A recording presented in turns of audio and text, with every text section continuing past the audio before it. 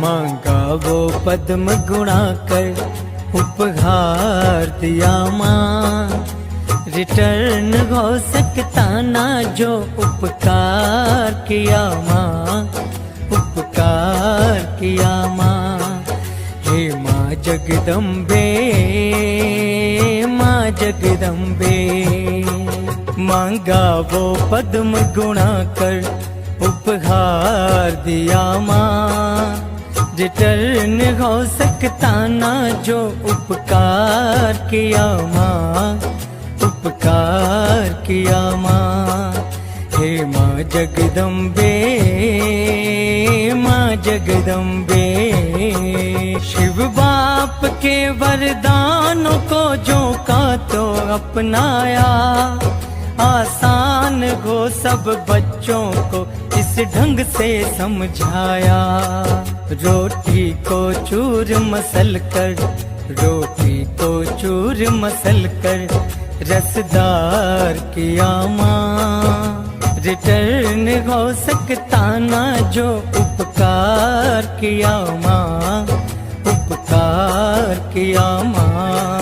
हे माँ जगदम्बे, माँ जगदम्बे, बाली उमर कोमल कन्या लिया गोवर्धन सिर पे। नारी नहीं अबला है शक्ति दिखा दिया करके। संचालन संवर्धन यज्ञ का, संचालन संवर्धन यज्ञ का विस्तार किया माँ। रिटर्न हो सकता ना जो उपकार किया माँ, उपकार किया माँ। हे माँ जगदम्बे, माँ जगदम्बे, वैरायटी वर्ण वर्ग के बच्चे संख्या ना गिनती। लालन पालन किया जहाँ ना बोल बात मिलती। विषय खोज के तुमने, ये विषय खोज के तुमने किस प्रकार किया माँ। रिटर्न हो सकता ना जो उपकार किया माँ, उपकार किया माँ। हे माँ जगदम्बे, माँ जगदम्बे, वो खुदा के वैया मगर पार की उसकी भी नहीं। ओम शांति, ओम शांति दीदी जी, ओम शांति। आपका बहुत बहुत स्वागत है दीदी जी, आपका बहुत बहुत स्वागत है, स्वागत है, स्वागत है। आप दादा की ओर से और मधुबन निवासियों की ओर से, पावर ऑफ सकाश चैनल की ओर से और हमारे प्यारे मीठी दादियों की ओर से आपका दीदी जी बहुत बहुत स्वागत है, स्वागत है। और साथ साथ में आप सभी व्यूअर्स, ब्यूटीफुल एंजल्स, आपका भी बहुत बहुत स्वागत है, स्वागत है। तो चलिए अभी हम जल्दी जल्दी भाई जी की विशेषता सुने, क्योंकि भाई जी की विशेषता सुनते सुनते तो इतना आनंद आता है और धारणा मूर्त बनने की जैसी दृढ़ता मिलती है। तो हमारी प्यारी दीदी जी के मुख कमल से हम भाई जी की विशेषता सुनते हैं। ओम शांति दीदी। आज बहुत ही हर्ष की बात है कि आज से लेकर के नवरात्र प्रारंभ हो रहे हैं। हमारी देवी शक्तियों की स्मृति के यादगार दिन वे आरंभ हो रहे हैं। जिन देवी शक्तियों ने परमात्मा शिव के साथ संबंध जोड़ा और संबंध जोड़ करके शक्तियों को अपने जीवन में अपनाया, वे शिव शक्तियां जो सदा शिव के साथ कंबाइन रही, आध्यात्मिक ज्ञान राजयोग को जिन्होंने अपने जीवन के अंदर स्थान दिया, वे शिव शक्तियां जिन्होंने असुरों को, रावण को, माया को हरा करके विजय प्राप्त की, शिव शक्तियां जिन्होंने न सिर्फ अपने जीवन ऐसी धन्य बनाई, लेकिन अनेकों के जीवन को धन्य बनाया। ऐसी महान शिव शक्तियों की गाथा को आज सारा भारत गुणगान कर रहा है। चले ऐसे ही नवरात्रि के दिनों में हम भी हमारे दैवी धर्मों के अनुभवों को सुनते हैं। आज जगदीश भाई के बारे में जो बहनें बता रही हैं, आज हेडिंग है उनमें लव और लाख का संतुलन बहुत जबरदस्त था। रूस के मॉस्को तथा उसके आसपास के सेवा केंद्रों की निर्देशिका ब्रह्मा कुमारी सुधा बहन जगदीश भाई के साथ के लंबे समय के अपने संस्मरण इस प्रकार सुना रही हैं। सन 1968 में मुझे यह ज्ञान दिल्ली कमला नगर से मिला। ये मेरा सौभाग्य है कि हमारा घर दिल्ली कमला नगर में था।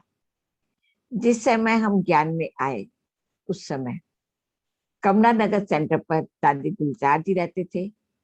उनके साथ भ्राता जगदीश जी तथा चक्रधारी दीदी रहते थे। इनके अलावा वहाँ और कई भाई भी रहते थे, जैसे सत्यनारायण भाई, बलदेव भाई इत्यादि। क्योंकि ईश्वरीय विश्वविद्यालय का प्रकाशन विभाग वहीं पर था। जब मैं ज्ञान में आई, मेरी आयु 14 साल की थी। मेरी पढ़ाई सन 1976 में पूरी हुई। परीक्षा पूरी होने के बाद मैंने पिताजी से कहा कि मुझे आश्रम पर जाना है। तो उन्होंने कहा भले जाओ। मैं वहां गई। जाते ही मैंने सेंटर पर दादी गुलजार जी, दीदी चक्रधारी जी और भ्राता जगदीश भाई जी को देखा। जैसे ही उनको देखा तो मन में आया कि मुझे भी इन जैसा बनना है। छुट्टियों के बाद फिर स्कूल खुले, मैं स्कूल जाने लगी। रोज सेंटर पर नहीं जाती थी, परंतु हर रविवार जरूर जाती थी। उस समय सेंटर पर 40 बड़ी और छोटी कुमारियां आती थी। रक्षाबंधन आने वाला था। जगदीश भाई जी ने मेरे से पूछा, देखो यह गीत है और अभी रक्षाबंधन का त्योहार होगा, हम पब्लिक प्रोग्राम करेंगे, तो आपस में मिलकर के ये गीत गा सकती हो? मैंने गीत देखा और कहा हाँ हम गा सकती हैं और सामूहिक गीत के रूप में भी प्रस्तुत कर सकते हैं। उन्होंने पूछा कैसे कर सकते हो, दिखाओ। वहां छोटी छोटी कुमारियां थी, उनको लेकर मैं थोड़ा रिहर्सल दिखाया। भाई साहब को बहुत अच्छा लगा। गीत था पवित्र बन माँ भारती पुकारती। 9 कुमारियों के ग्रुप ने सफेद फ्रॉक और रिबिन आदि पहनकर डांस किया तो सबको बहुत पसंद आया। वह गीत इतना जनप्रिय हो गया कि कम से कम 100 बार उस डांस का प्रदर्शन किया गया। दिल्ली के सब सेंटरों पर और मधुबन में भी इस डांस का प्रदर्शन हुआ। इस तरह से मेरे ज्ञान के बचपन की शुरुआत हुई। एक दिन जगदीश भाई साहब ने मेरे से पूछा कि अगर आपको मैं कोई लिखने का काम दूं तो लिखोगी? मैंने कहा हाँ, शेयर करके दूंगी। उस दिन से उनका लिखा हुआ मैटर शेयर करके देने की सेवा करने लगी। पहले पहले शेयर करने की सेवा देते थे, उसके बाद डिटेक्ट कराते थे, मैं सीधा लिख लेती थी। उसके बाद ज्ञानामृत के लेख तथा ईश्वरीय साहित्य की प्रूफ रीडिंग की सेवा देने लगे। इसके बाद अंतरराष्ट्रीय स्तर पर पत्र व्यवहार की सेवा दी। भाई साहब के साथ मैंने बहुत सेवा की। एक एक दिन 14-14 घंटे भी सेवा की। हेडिंग है भाई साहब ने टोली खिलाई और शाबाशी दी। मुझे ज्ञान में आए 2 साल हुए थे। गुलजार दादी जी पांडव भवन चली गई। उस समय चक्रधारी दीदी कहीं बाहर जाने वाली थी, तो उन्होंने कहा कि मैं 1 हफ्ता बाहर जा रही हूँ, मेरे आने तक तुमको सेंटर पर रहना है, तुमको रोज मुरली सुनानी है और आए हुए जिज्ञासु को कोर्स कराना है। मैंने कहा ठीक है। मैं कोर्स कराने की तैयारी करने लगी। उन दिनों सुबह की क्लास 5:30 बजे शुरू होती थी। क्लास में आने वाले भाई बहने तो बाबा के पुराने बच्चे थे, वे मेरे माता पिता की उम्र वाले थे। वह ये रिवाज था कि मुरली सुनाने से पहले थोड़ा क्लास कराया जाता था। बाद में मुरली में छोटी होने के कारण क्लास वाले भी बहुत प्यार करते थे।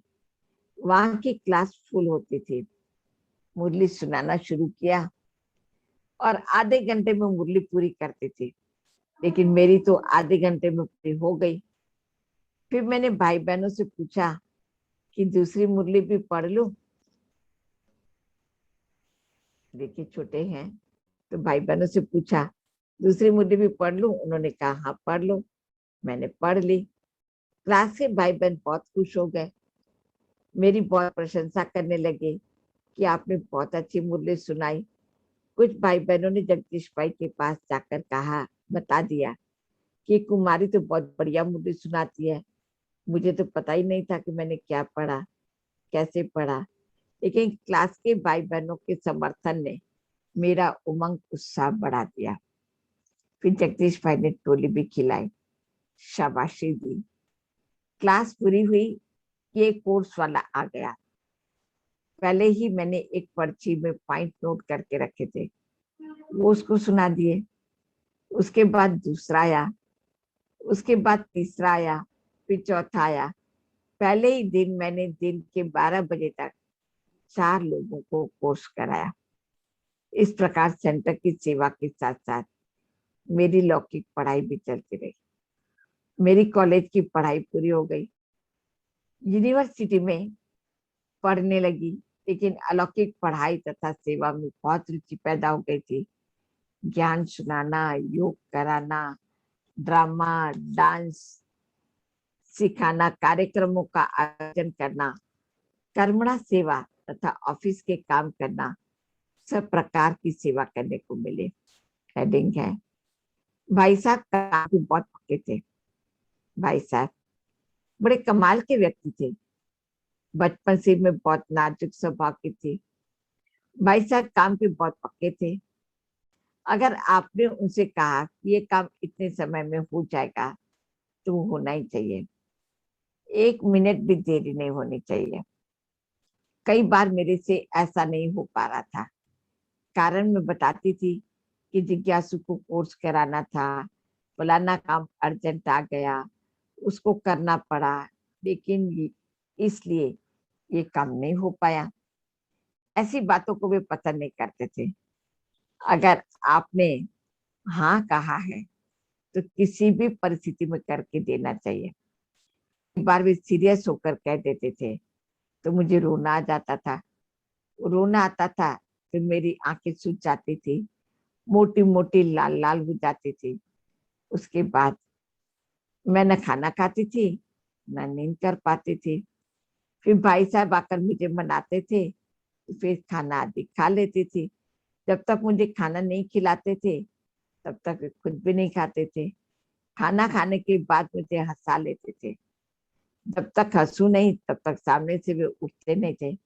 ऐसा सिर्फ मेरे साथ नहीं, किसी का भी मूड ऑफ होता था तो जब तक वो ठीक नहीं होगा तब तक छोड़ते नहीं थे। उसका मूड ठीक करके ही वहां से उठते थे। एक बार की बात मुझे याद आ रही है, ये शुरू शुरू की बात है। भाई साहब मुझे लिखने का काम दिया, उसको लेकर मैं दूसरे कमरे में चली गई। वह बलदेव भाई जो जयपुर में रहते थे वे बैठे थे। उन्होंने कहा मुझे अर्जेंट में प्रेस में जाना है, लेकिन प्रूफ रीडिंग भी करनी है, क्या आप कर सकती हैं? बहुत अर्जेंट है। उनकी रिक्वेस्ट सुनकर मैंने सोचा उनको प्रेस जाना है तो उनका काम पहले करना चाहिए। तो मैंने प्रूफ रीडिंग करना शुरू किया। इसमें टाइम लग गया। 2 घंटे बीत गए। भाई साहब ने मुझे बुलाया और पूछा, काम हो गया? मैंने कहा नहीं। उन्होंने पूछा, और कितनी देर लगेगी? मैंने कहा अभी तो शुरू ही नहीं किया। उन्होंने पूछा, क्यों नहीं शुरू किया? मैंने कहा बलदेव भाई ने ये काम दिया। उन्होंने कहा, जब मेरे से काम लिया था तो उनसे आपने कैसे लिया? मैंने कहा भाई साहब, आप भी मेरे से बड़े हैं और वे भी मेरे से बड़े हैं। उन्होंने कहा कि मुझे अभी प्रेस में जाना है और प्रूफ रीडिंग लेकर। भाई साहब ने कहा ठीक है, वे भी बड़े हैं, उनकी बात मना नहीं करो, लेकिन क्या आपने ये बताया कि जगदीश भाई जी ने मुझे ये काम दिया है? मैंने कहा नहीं बताया। फिर भाई साहब ने कहा, अगर उनको पता होता तो आपको ये काम नहीं देते थे। मैं तो आपके लिए इंतजार कर रहा हूँ। आप उनसे यह तो कह सकती थी कि आपका काम अर्जेंट है, तो भाई साहब से पूछ लीजिए। अगर वे कहते हैं कि मेरा काम बाद में करना, तो इनका पहले कर दो, तो मैं करके दूंगी। तब मैंने उनसे ये सीखा कि जिस काम के लिए हमने हाँ कहा है उसके पहले करना चाहिए। अगर दूसरा अर्जेंट काम आ भी जाए तो पहले जिन्होंने काम दिया है उनसे छुट्टी लेकर दूसरा काम करना है। ये तरीका है। तो लव और ला का संतुलन भाई साहब के पास बहुत अच्छा देखने में आता था। एडिंग है, वे मुश्किल से 2-3 घंटे विश्राम लेते थे। सन 1981 में दिल्ली में विश्व कल्याण महोत्सव हुआ था।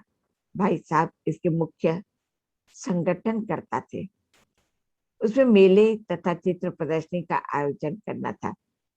12,000 लोग दिल्ली में इकट्ठे हुए थे। उनकी शांति यात्रा निकलनी थी। बहुत सारी झांकियां बनी थी, हिंदी और अंग्रेजी में। तो स्मारिका भी निकालनी थी।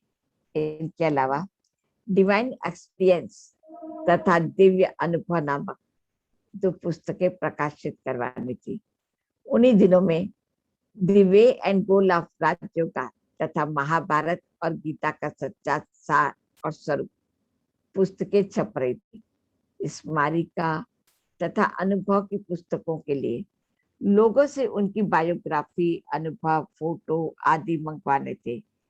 इन सेवाओं के कारण पूरे साल 1980 से लेकर 1981 तक मुझे याद है, भाई साहब और मैं पूरे दिन में मुश्किल से 2-3 घंटे विश्राम लेते थे। भाई साहब के साथ सेवा करते करते मुझे साहित्य प्रकाशन के कार्य में बहुत कुछ सीखने को मिला। प्रूफ रीडिंग करना, डेमी बनाना, चार्ट बनाना, कवर पेज बनाना, पेज सेटिंग कराना आदि। उस समय विदेश के सारे सेवा केंद्रों के एड्रेस मुझे याद थे। भाई साहब पूछते थे, सुधाबेन जापान का क्या एड्रेस है? तो मैं फटाफट बोल देती थी। इस प्रकार उनके साथ रहकर सेवा के विभिन्न तरीके सीखे। हेडिंग है, उनके हर तरीके निराले होते थे। शक्तिनगर में रोज रात को हम सेंटर पर रहने वाली बहनों की क्लास होती थी। उसमें अक्सर भाई साहब भी आते थे। उस क्लास में कोई अव्यक्त मुरली पढ़ी जाती या अगले दिन की साकार मुरली। एक एक दिन एक एक बहन की बारी होती थी मुरली पढ़ने की। बहन जब मुरली पढ़ना शुरू करती थी, 2-3 वाक्य ही पढ़ती थी, तो उतने में मुरली पढ़ने वाली से भाई साहब पूछते थे कि बाबा ने ऐसे क्यों कहा, इसका अर्थ क्या है। जब उस प्रश्न का उत्तर देते थे तो उस उत्तर में से और प्रश्न निकाल करके पूछते थे, ऐसा क्यों, उसका अर्थ क्या है। प्रश्नों पर प्रश्न पूछते थे। कई बार हम बहनें तंग आकर पूछ लेती थी, भाई साहब आप आगे पढ़ने देंगे या नहीं। फिर कहते थे चलो पढ़ो। लेकिन उस समय हमें समझ में नहीं आता था कि भाई साहब क्यों ऐसे बीच बीच में प्रश्न पूछते हैं। जब मैं रूस की सेवा पर गई तो तो मुरली की गहराई में जाने के लिए भाई साहब का वो प्रशिक्षण काम में आया।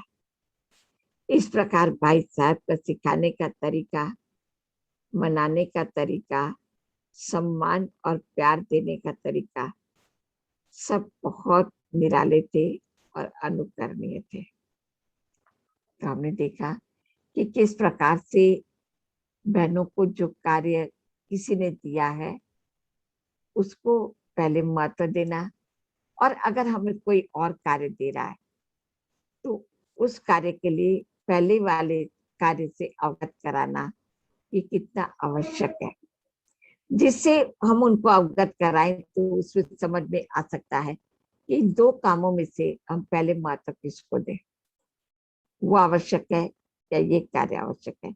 वर्तमान समय हम देखते हैं कि कभी भी किसी भी बहनों को या किसी को भी कोई काम सौंपा जाता है, वे हाँ कर देते हैं। एक को भी हाँ किया, दूसरे को भी हाँ किया, तीसरे को भी हाँ किया, लेकिन समय पर तीनों में से एक भी कार्य संपन्न नहीं हो जाते। इसलिए ये आवश्यक है कि हमें कार्य की पूरी जानकारी देना। ये कितना महत्व रखता है तो भाई साहब ने बहुत प्यार से शिक्षा के रूप में इस बात को समझाया। आज हम इतना ही देखते हैं, कल आगे देखेंगे। आज जिन बातों को हमने देखा है, सुना है, तो हम स्वयं भी अटेंशन दें कि क्या हम भी किसी कार्य को जब जवाबदारी लेते हैं करने के लिए तो उतना ही जवाबदारी से पूर्ण परिपक्व अवस्था को सामने रखते हुए हम उस कार्य को करते हैं। और अगर नहीं तो आज एक श्रेष्ठ संकल्प करें कि आज से लेकर के हम भी ऐसे ही श्रेष्ठ संकल्प के द्वारा कार्य को संपन्न करेंगे। ओम शांति। इतने वरिष्ठ दीदी जी भी इतना समय दे रहे हैं और हम भाग्यशाली है सभी ब्यूटीफुल एंजल्स कि दीदी जी के मुख कमल से हम भाई जी की विशेषता सुन रहे हैं। साथ साथ में हम दीदी जी को भी धन्यवाद करेंगे, तो सभी चैट बॉक्स में थैंक्स जरूर करिएगा दीदी जी के लिए। जी दीदी जी, थैंक यू सो मच। परम पिता शिव की शिव शक्तियाँ आ गई,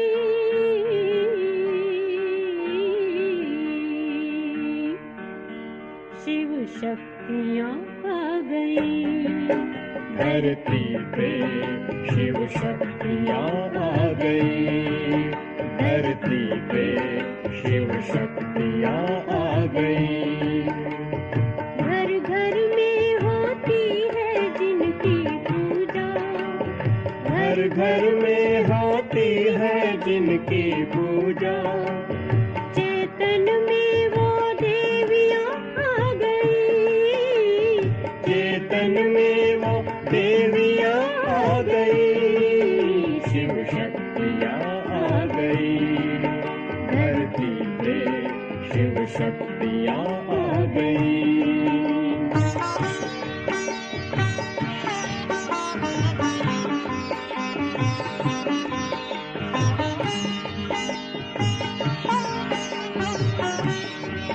बन ज्ञान गंगा वो अमृत पिलाए, बन ज्ञान गंगा वो अमृत पिलाए। वो माँ बन के उमंग को बढ़ाए, वो माँ बन के उमंग को बढ़ाए। वो सर्व की प्यास बुझा रही है, वो सर्व की प्यास बुझा रही है। शिव शक्ति। ओम शांति। और अभी हम कल मिलेंगे 8 बजे, 8:30 बजे। तो चलिए अभी कल तक के लिए गुड नाइट, ओम शांति। और वंस अगेन दीदी जी का भी बहुत बहुत शुक्रिया, और हमारे प्यारे मीठे बाप दादा का भी बहुत बहुत शुक्रिया। आप सभी का भी बहुत बहुत शुक्रिया।